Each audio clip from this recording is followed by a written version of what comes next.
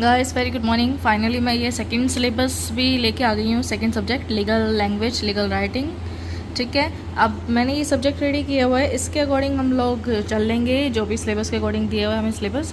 Need and importance of legal language, और ये second one proficiency in general English. तो उसमें सेंटेंस के टाइप्स हैं, स्पीच है, फॉर्म, टेंसेस हैं, एक्टिव पैसिव वर्ड्स है, डायरेक्ट इनडायरेक्ट, और कुछ कॉमन मिस्टेक्स इन इंग्लिश। तो हम इसको करते हैं फटाक से। तो ये है मैंने बहुत ही फास्ट ये सारा कुछ एक इस तरीके से पेज में ही कंप्लीट कर दिया है, और यहाँ पे हम इसको ख़त्म कर लेते हैं 5 से 10 मिनट के अंदर, बस इससे ज़्यादा टाइम नहीं लगने वाला वैसे इसको। चलिए चलते हैं। Needs and importance of legal language, यही हमारा सिलेबस है और उसके बारे में ही करेंगे। अगर हमें इससे पहले डेफिनेशन लिखनी पड़े तो हम लोग उसके बारे में लिख देंगे कि लीगल लैंग्वेज कैसे यूज़ होती है और क्यों ज़रूरी है और क्या होती है। ठीक है, हम लोगों को पता है। अब इसकी नीड में आते हैं कि क्यों ज़रूरत है हमें लीगल लैंग्वेज की। इसमें है प्रिसिशन एंड क्लैरिटी मिल जाए, ताकि अब देखो हमें ज़रूरत इसलिए क्योंकि सारी जगह यही यूज़ हो रहा है और हमें यही समझने की ज़रूरत है। ठीक है, एज अ लॉ स्टूडेंट हम लोगों को यही समझने की ज़रूरत है कि हमें इसकी ज़रूरत क्यों है लीगल लैंग्वेज की। हम इस हिसाब से लेके चलेंगे इसको तो समझ आ जाएगा, अपने हिसाब पे अपने ऊपर लेके चलते हैं।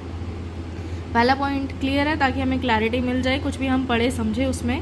अगला है यूनिफॉर्मिटी इन कम्युनिकेशन, ताकि हम कुछ भी कम्युनिकेट करें तो यूनिफॉर्मिटी रहे, सबका सेम रहे। ठीक है, सारे सेम ही तरीके से लिखे बात करें, मतलब सब अलग अलग ना हो। ऐसा ना हो कहीं कोई नॉर्मल कॉमन लैंग्वेज यूज़ कर रहा हो, ग्रामर, और हम लोग कुछ और ही कर रहे हैं। अब आपने देखा जैसे कि लीगल लैंग्वेज किसी भी कॉन्ट्रैक्ट वगैरह कुछ भी होता है तो हिज, हैव, विल, वुड, ये मोस्टली ये वाली चीज़ें नहीं हैं।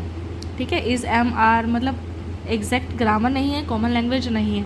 हम लोग लीगल टर्म्स में जाते हैं और हेल्पिंग वर्ब्स वगैरह ही सारा बहुत ही कम यूज़ करते हैं। तो ये सिंपल सी चीज़ें, इसलिए यूनिफॉर्मिटी बना के रखता है ताकि जहाँ भी लीगल लैंग्वेज यूज़ होती है वहाँ पे सारा कुछ सेम ही रहे, सेम तरीके से ही चले और हम कुछ अलग ना दिखें।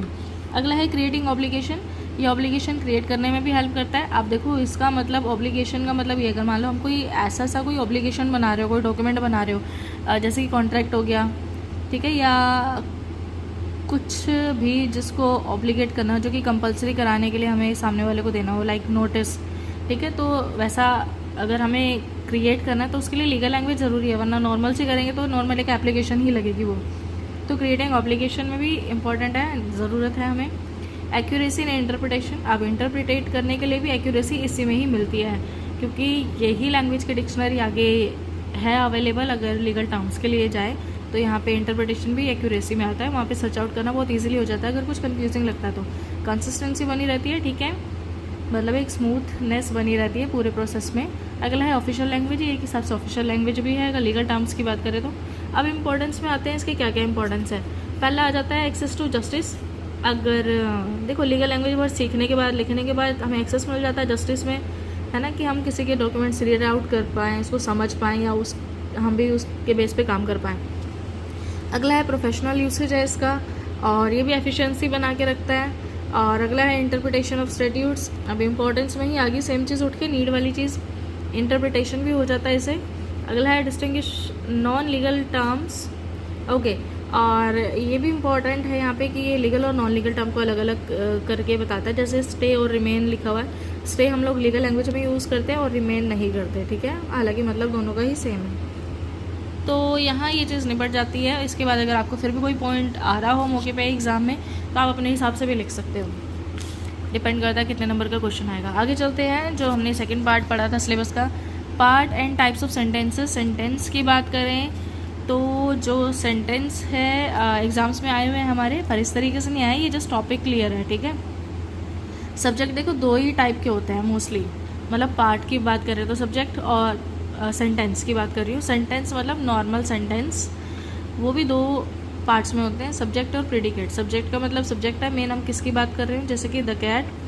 प्रेडिकेट होता है अगला, जैसे कि उसके बारे में बताओ कि भाई वो क्या ही कर रहा है। स्लेप्ट ऑन द सोफ़ा, ठीक है, the cat slept on the sofa, तो ये सब्जेक्ट है पहला, ये तो हमें पता ही है, हमने बचपन से सीखा, ऐसी चीज़ें सब्जेक्ट ही है, और अगले वाले को प्रेडिकेट बोलते हैं। अब अगर टाइप्स की बात करें तो सेंटेंस में कई सारी चीज़ें होती हैं, देखो जैसे कि बचपन में पढ़े हुए हैं, पर अब हम लोग नॉर्मली यूज़ करते हैं, बट थ्योरी की तरह नहीं यूज़ करते हैं। अब इसमें डिक्लेरेटिव आता है, ठीक है, किसी चीज़ को डिक्लेयर करना कि ये है, जैसे कि मैंने लिखा है एक स्टेटमेंट की तरह, it's a Sunny, it is Sunny, कि आज सनी है। इंटेरोगेटिव आता है अगला, इंटेरोगेटिव होता है क्वेश्चन पूछना, जैसे इंटेरोगेशन होती है, ठीक है, तो ये क्वेश्चन फॉर्म है। अब इसी को हम क्वेश्चन फॉर्म में लिखेंगे तो लिखेंगे इज़ इट सनी, अगला है इम्पेरेटिव। इम्पेरेटिव आता है कमांड में। क्वेश्चन देखो हमारे एग्जाम में ये नहीं आने वाला कि इम्पेरेटिव बताओ क्या होता है, पर ऐसे आ सकता है कि भाई इस सेंटेंस को इम्पेरेटिव में चेंज करो या इंटरोगेटिव में करो, है ना, या फिर एक्सक्लामेटरी में करो। तो इम्पेरेटिव होता है कमांड वाली चीज़, जैसे कि please close the door. Close the door एक स्टेटमेंट हो गई, और please close the door is command. ठीक है। अगला है एक्सक्लेमेटरी। इसमें एक्सक्लेमेशन आएगा। एक्सक्लेमेशन का मार्क आपको पता ही है, ये जैसे क्वेश्चन मार्क का ये साइन होता है। तो ये एंड इसमें सारे सेंटेंस इसी उससे होते हैं। इसमें मोस्टली इमोशंस वगैरह बताते हैं, एक्सप्रेस करते हैं, और स्ट्रॉन्ग इमोशंस, जैसे कि what a beautiful day, how fast he ran, कितना फास्ट भागा भाई वो। ठीक है। एक्सक्लेमेटरी मार्क आएगा लास्ट में, और व्हाट अ ब्यूटीफुल डे। ठीक है, इस तरीके से। अगले पे आते हैं पार्ट्स ऑफ स्पीच। स्पीच के बारे में हम लोगों ने बचपन में पढ़ा हुआ है, हालांकि मुझको कुछ याद नहीं है सब ऐसा, बट देखो सिंपल सी चीज़ है, ये सारे स्पीच के ही पार्ट्स होते हैं। नाउन हो गया, वर्ब हो गया। देखो नाउन और वर्ब कितनी सारी जगह आता है। नाउन का तो हम लोगों को पता है ना, व्यक्ति, वाचक, संज्ञा, अब पता नहीं क्या क्या डेफिनेशन थे हिंदी में, मुझको याद नहीं है। चलो चलते हैं। Noun, verb, adjective, adverb, adjective और adverb, pronoun, interjection, conjunction, preposition. सबसे पहले मैं इसके बारे में किसके बारे में बताऊं? सबसे पहले मैं बताती हूँ इंटरजेक्शन। इंटरजेक्शन इसको ना इंजेक्शन की तरह ही लगा लो। ठीक है। इंटरजेक्शन कि भाई ये ऐसी चीज़ें बताता है एकदम से, आउच। ठीक है। आउच मतलब एकदम से हमारे एक्सप्रेशन बताता है, और वाव एटसेट्रा। इंटरजेक्शन को ऐसे ले लो। और इसके बाद कंजक्शन, इंटरजेक्शन जैसा कंजक्शन यहाँ पे आ गया, एंड, बट, और। ठीक है। अब इंजेक्शन, आउच, बट। ठीक है, ऐसे आइडिया लगा लेना। तुक्का भाई ये सब एग्जाम में नहीं आने वाला इस तरीके से, बट अगर आपको पता करना है तो ऐसे कर सकते हो। तो नाउन मेजरली चीज़ें बताता है, पीपल, थिंग, आइडिया के बारे में, जैसे कि टीचर, जगह को, लंदन, फ्रीडम। वर्ब होता है रन, जंप, की वो क्या कर रहा है, वो सारी चीज़ बताओ। ठीक है। और इसके अलावा कुछ खास नहीं है। प्रोनाउन बताता है हमें ही, शी, इट, दे वाली चीज़। ठीक है। ओके। और एडजेक्टिव बताते हैं हमें कि वो किस फॉर्म में है, अभी ब्लू है, फास्ट है, टॉल है, या हैप्पी है। अब आगे चलते हैं। तो ये स्पीच का था। अब स्पीच के बाद हम लोग आते हैं टेंसेस में। टेंसेस प्रेजेंट, पास्ट, फ्यूचर के फॉर्म में होता है, और हर एक उसके 4 पॉइंट्स होते हैं। याद होगा हम लोगों को, present simple, present continuous, present perfect और परफेक्ट कॉन्टिन्यूस। अब एग्जाम्पल के लिए देखो क्या लिखा है। अगर प्रेजेंट की बात की है मतलब आज की है, और सिंपल है तो शी राइट्स एवरीडे, भाई वो रोज़ लिखती है। अब वही चीज़ कंटिन्यूस में आ रही है तो शी इज़ राइटिंग नाउ, अभी भी लिख रही है। अब परफेक्ट है मतलब हो गया काम, तो she has written the letter. ठीक है, लिख लिया। अब परफेक्ट में भी वो कंटिन्यूस है, she has been writing for hours. Perfect है, हो भी गया, हमारे हिसाब से सेंटेंस ही दिखा रहा है कि हो गया, शी हैज़ बिन राइटिंग। ठीक है, मतलब लिख रही थी। फॉर आवर्स मतलब हमें कंटिन्यूटी दिखानी है। तो यहाँ ये सेंटेंस का मतलब है, ये बेसिक सी नॉलेज के लिए है, इस तरीके से कुछ भी एग्जाम में नहीं आने वाला। ठीक है। आगे चलते हैं। एक्टिव और पैसिव वॉइस, ये मोस्टली एग्जाम्स में आया हुआ है, इसके बारे में पढ़ लेते हैं। एक्टिव और पैसिव वॉइस, देखो एक्टिव में और पैसिव में मेजरली ये रूल आपको ध्यान रखना है, subject plus verb plus object. हमने नॉर्मल सी चीज़ ऐसे लिखी, सब्जेक्ट पहले आएगा, ऑब्जेक्ट लास्ट में आएगा, और दोनों के बीच में वर्ब बीच में है। वर्ब का मतलब जैसे कि कोई काम कर रहा हो, भाग रहा हो, कुछ भी कर रहा हो, ये सब वो आ गया वर्ब में। तो सब्जेक्ट, वर्ब, ऑब्जेक्टिव, 3 चीज़ें हैं। सब्जेक्ट और ऑब्जेक्टिव को ही दोनों में इधर उधर शिफ्ट करना है, और वर्ब बीच में ही है। ठीक है। तो जो सिंपल है वो है सब्जेक्ट पहले आएगा, वो है एक्टिव में। अब देखो इसके पहले एग्जाम्पल में चलते हैं। Dad wash the car, dad ने कार धो दी।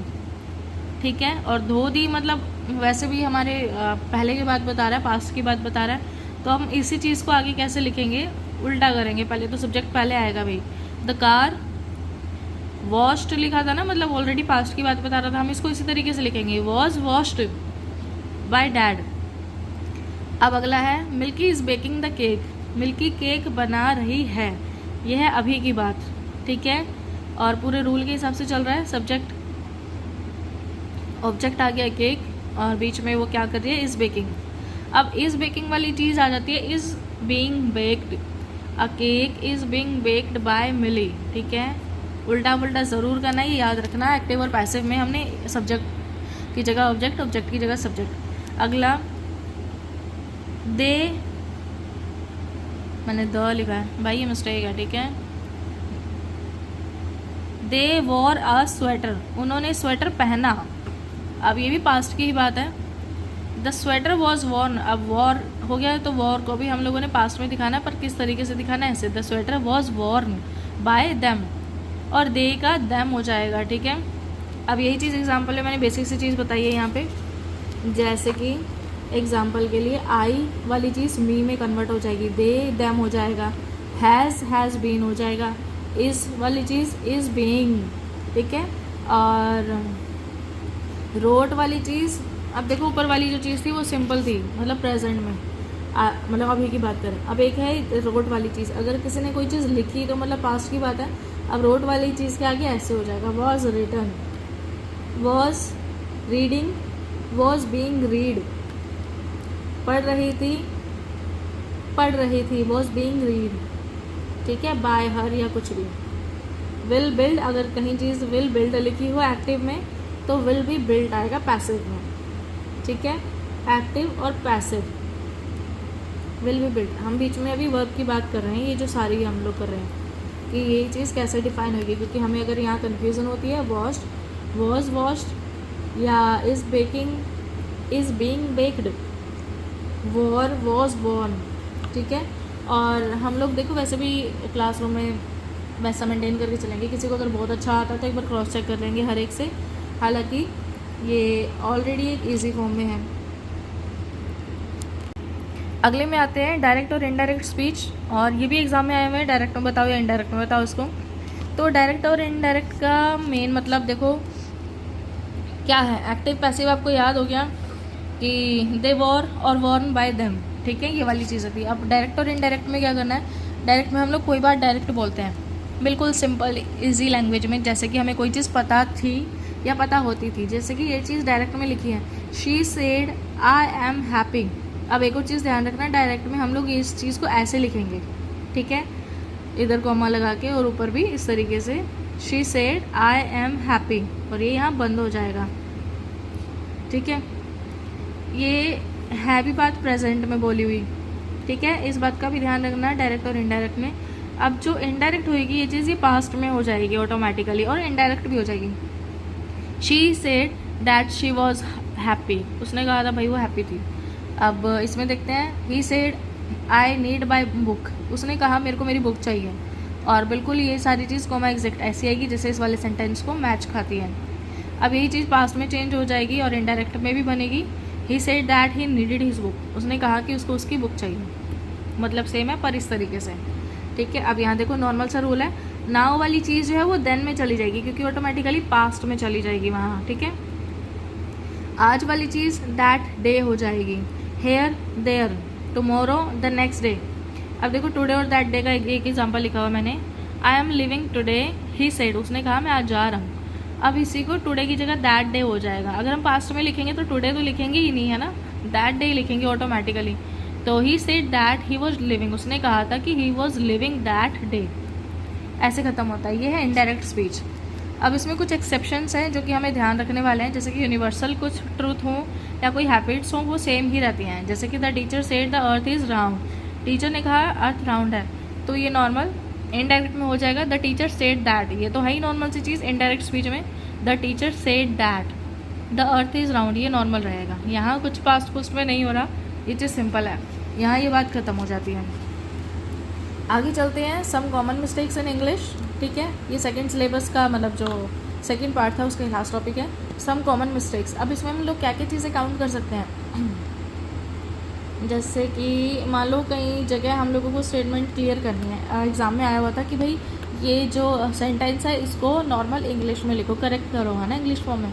तो उनमें क्या था, जैसे कि फ्यूअर वर्सेस लेस, कुछ एग्जांपल्स लिखे हुए हैं। अगर मान लो किसी उसमें फ्यूअर लिखा हो और हमें पता लग रहा हो कि फ्यूअर गलत है, यहाँ पे लेस आना है, तो ये कैसे पता चलेगा, फ्यूअर होता है काउंटेबल, ठीक है, अगर हम किसी चीज़ को काउंट कर सकते हैं तो वहाँ फ्यूअर आएगा, और अगर हम नहीं काउंट कर सकते जैसे सॉल्ट हो गया, सैंड हो गया, वहाँ आएगा less, less salt, less sand. अब स्टूडेंट को काउंट करना है तो फ्यूअर स्टूडेंट, ठीक है। इट्स और इट्स, इट इज़ और इट्स में भी फ़र्क है, जैसे कि इट इज़ पोजेसिव, ये पोजेसिव है, ये है पोजेसिव है, इट इज़ पोजेसिव। और अगर हमें सेम चीज़ कॉन्ट्रैक्शन के लिए बात करनी है तो इट्स अ कॉन्ट्रैक्शन, ठीक है, इट इज़ यानी इट्स अ कॉन्ट्रैक्शन। और ले और लाई में भी एग्जांपल लिखा हुआ है। ले हम स्पेशली नॉन लिविंग थिंग के लिए यूज़ करते हैं, स्पेशली बुक के लिए। लाई के लिए जैसे I am going to lie down, मैं नीचे लेटने जा रहा हूँ, ठीक है। आगे चलने हैं मैरिड विद और मैरिड टू। कुछ ये सेंटेंसेस होते हैं, जैसे कि हम बात करें मैरिड विद तो ये लाइन गलत होती है, मैरिड के साथ हमेशा टू आता है। मैरिड टू हस्बैंड या married to this Rahul Lakshman something. Discuss about, discuss the topic, ऐसे होती है ये लाइन। अकॉर्डिंग विद नहीं होता, हमेशा अकॉर्डिंग टू होता है। I did not saw him, I did not see him. I did already आ चुका, आई डिड नॉट के साथ सा नहीं आएगा, I did not see him आएगा। तो ये कुछ कॉमन मिस्टेक्स है, ये वैसे भी हमें सेंटेंस पढ़ के पता चल जाएगा। और यहाँ ये ख़त्म हो जाता है। अब हम चलते हैं थर्ड पे।